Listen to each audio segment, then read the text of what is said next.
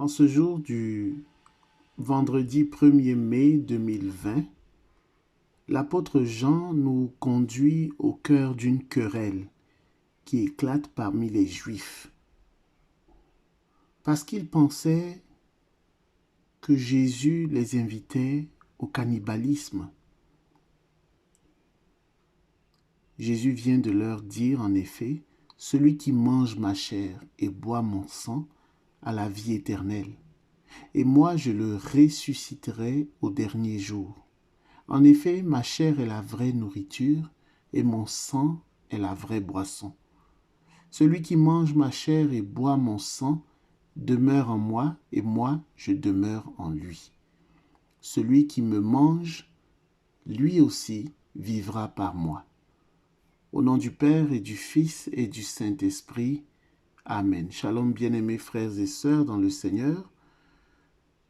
L'apôtre Jean, disais-je, choisit de parler d'un malentendu, d'une incompréhension qui est due au fait que la foule pense que Jésus donne à manger son corps en tant que mortel et à boire son sang.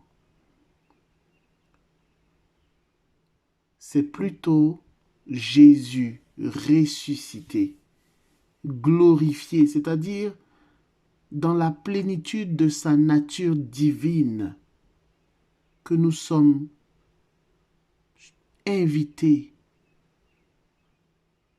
à manger.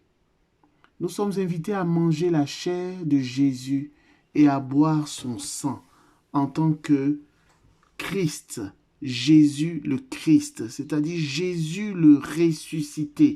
Il ne s'agit pas de manger le corps d'un être humain.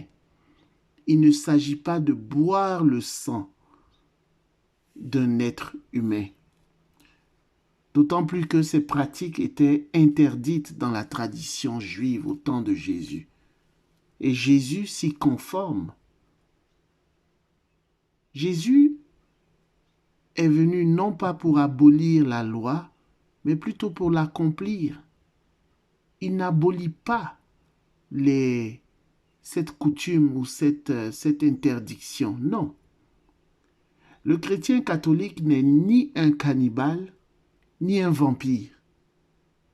Comme catholiques, nous croyons à la transsubstantiation, qui signifie qu'à la consécration, au cours de l'Eucharistie, le pain devient le corps du Christ et le vin devient le sang du Christ, malgré que les espèces du pain et du vin conservent leur apparence, leur texture normale.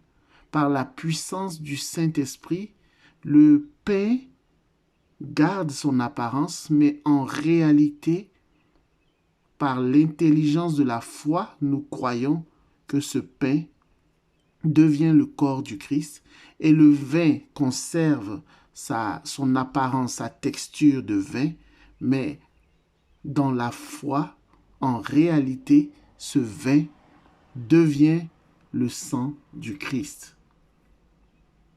Non au cannibalisme, mais oui à la transsubstantiation. C'est uniquement par la foi que nous pouvons appréhender et pénétrer cette vérité. Jésus ne désire pas ta mort. Il est venu pour te donner la vie en abondance.